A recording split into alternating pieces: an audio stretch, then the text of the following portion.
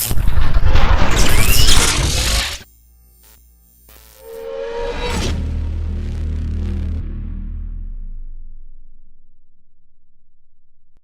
so today I'm going to show you how to set up the Super Rod Super Cam, and it comes in this nice case which is great for keeping all the attachments it comes with.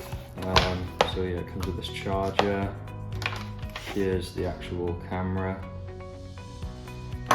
you've got the telescopic pole which is great for, you know, reaching places you can't get to. There's a few more attachments. You've got this hook, pulling cable, things like that, and you've got a magnet here, which is good for, you know, finding your lost tools.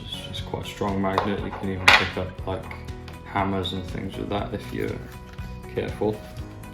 Right, so to turn on the camera, what you're going to do, see this cap here, you're just going to unscrew this cap like this, and then you should be able to see a switch there, and that is also where you will charge the camera. So you plug that in there and just put it on charge into a plug. But yeah, here you go, you switch on the camera and then you should see there's like a little green light there. Sometimes the flash comes on as well, so that's an indicator, but yeah, that's how you turn on the camera. And I'm going to take you now into how to install the app on your phone to use the actual camera. Right now, so what you're going to do is you're going to go to the App Store and you're going to want to search for Super Rod.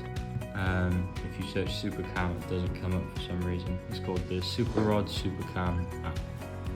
And there it is, it's the one with the Super Cam logo. So you're just going to want to download that.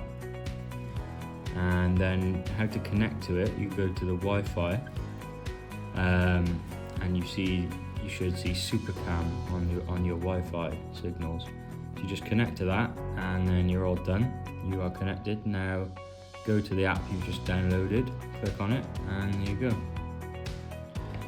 And now, as you can see, we are connected to the SuperCam app. You can see small text, you can take photos and videos.